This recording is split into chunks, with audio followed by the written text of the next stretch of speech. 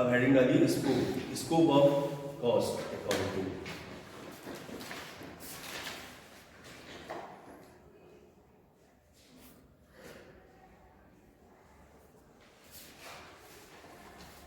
इसमें एक सबसे पहला स्टेटमेंट लिखिए, organisation having an effective organization having an effective cost accounting system help the management performance of their responsibilities in an efficient and effective manner.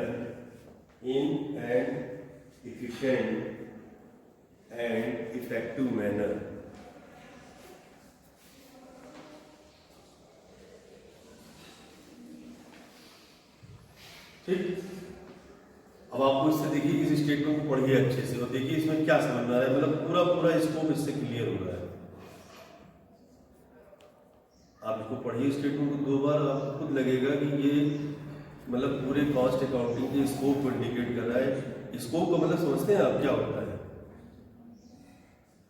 Area कितना cover कर रहा है, स्कोप कहाँ तक आपका स्कोप है, तो कॉस्ट अकाउंटिंग कहाँ तक कवर कर रहा है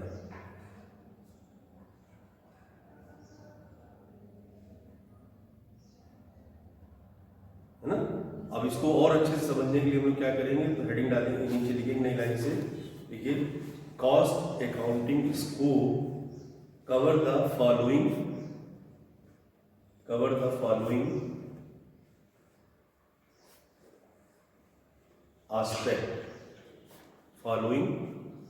aspect। पहला एस्पेक्ट क्लासिफिकेशन ऑफ कॉस्ट,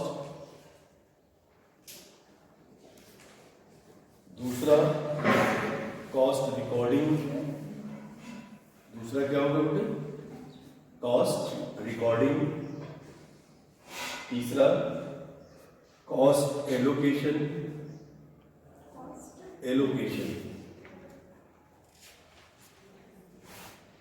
चौथा cost determination, next cost control, next cost comparison क्या बोलते हैं, next cost reporting, next cost reduction,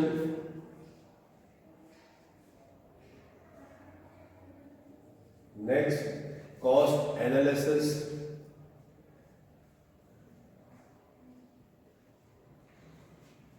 and last होता है कॉस्ट ऑडिट।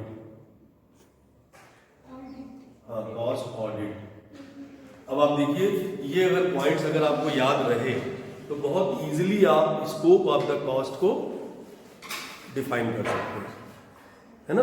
अब इनमें से आपको जो पॉइंट कंफ्यूज लग रहा हो कि सर ये पॉइंट मेरे नहीं समझ में आ रहा है कि कैसे कॉस्ट के स्कोप को डिफाइन कर रहा है, तो प्लीज आस्क मी, बताइए इनमें से देखिए कौन सा ऐसा पॉइंट है जिससे आपको ये नहीं समझ में आ रहा कि ये स्कोप ऑफ कॉस्ट अकाउंटिंग को डिफाइन कर रहा है।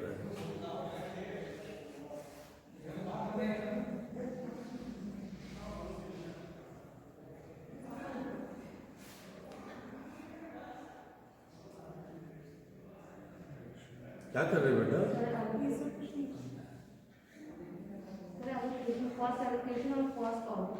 देखिए, जो इन्होंने पूछा कॉस्ट एलोकेशन, है ना। एलोकेशन मीन्स क्या होता है, डिस्ट्रीब्यूशन, है ना। अब यहां पर हमें किस चीज का एलोकेशन करना है,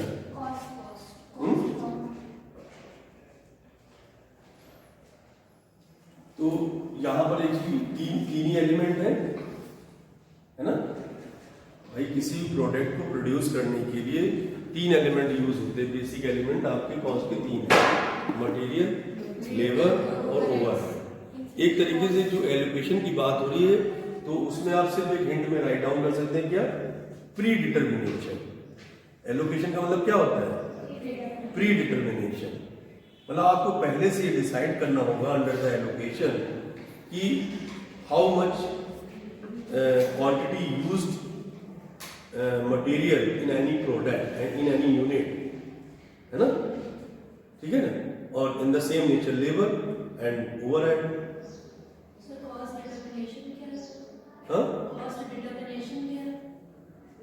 कॉस्ट डिटर्मिनेशन में उसका प्राइस कॉन्सेप्ट आ जाएगा, है ना, समझ रहे ना, मतलब जैसे आपने डिसाइड किया कि मतलब किसी भी प्रोडक्ट में 100 ग्राम मतलब कोई प्रोडक्ट रॉ मटेरियल यूज होना है, तो उस 100 ग्राम का वैल्यू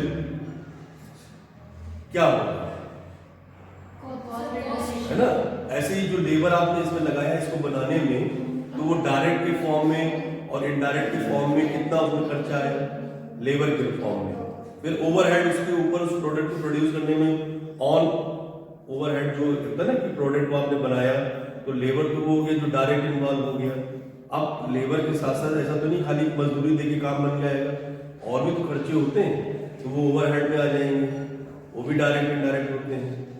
डायरेक्ट का सिर्फ मतलब यहाँ पर ये है कि जिस समय आप प्रोडक्ट को प्रोड्यूस करेंगे, यानी ड्यूरिंग द मैन्युफैक्चरिंग कॉन्सेप्ट, चाहे वो मटेरियल लगे चाहे वो लेबर लगे, तो वो क्या कहलाएगा, डायरेक्ट।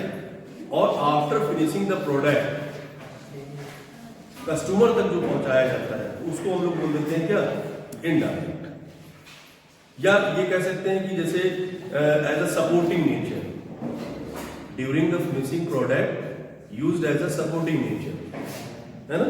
जैसे रॉ मटेरियल तो डायरेक्ट हो गया, लेकिन उस रॉ मटेरियल को फिनिश करते समय जो भी मटेरियल आपने यूज किया वो क्या कहलाएगा, इनडायरेक्ट। Okay, any doubt?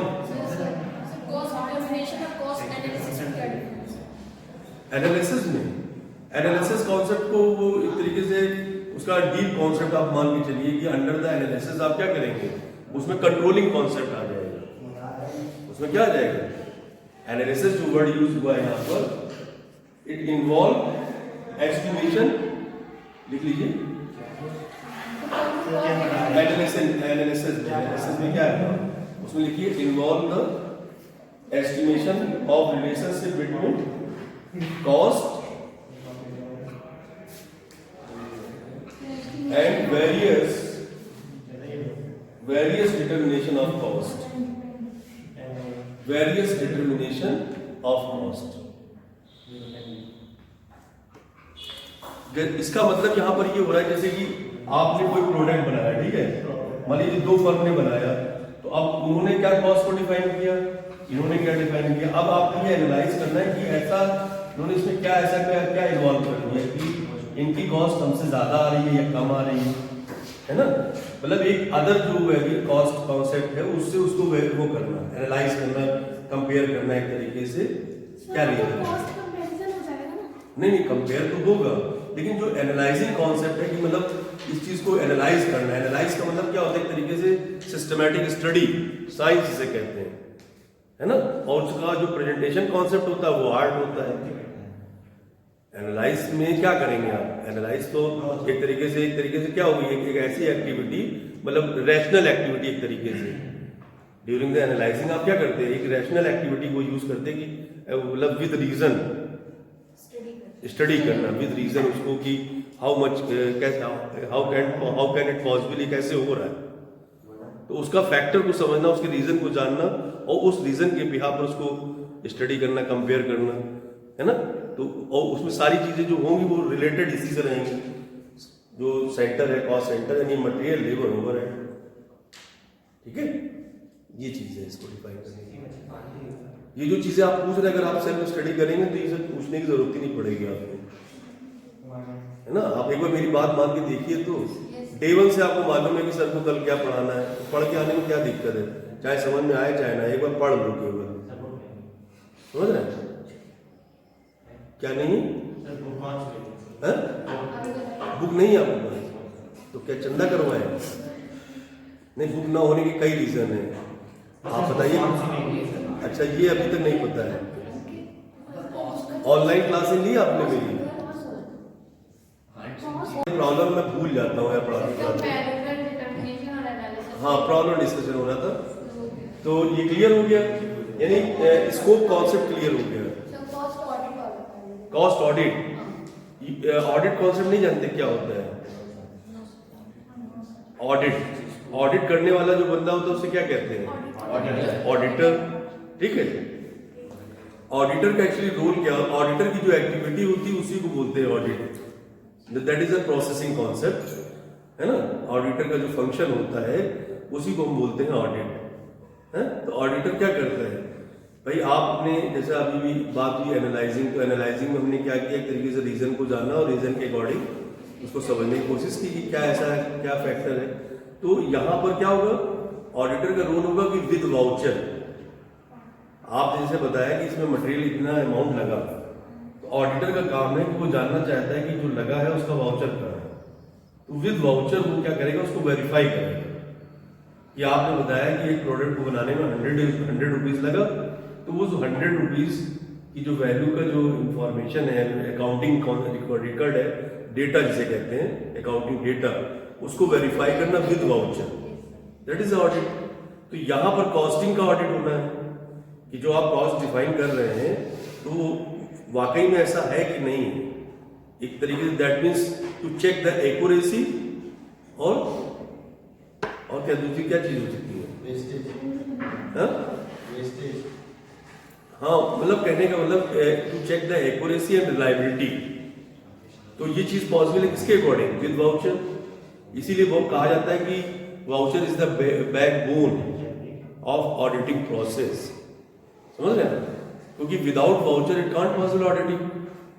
आप बताइए, अगर वाउचर ना हो तो आप कैसे ऑडिट करेंगे? आप कैसे जानेंगे कि ये चीज कितने की है? विद इनवाइस प्राइस, वही इनवाइस, कैश मीमो, क्या होता है कैश मीमो?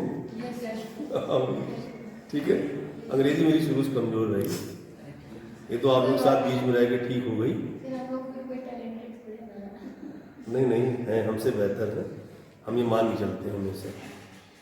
चलिए, तो क्लियर हुआ कॉन्सेप्ट? कोई डाउट?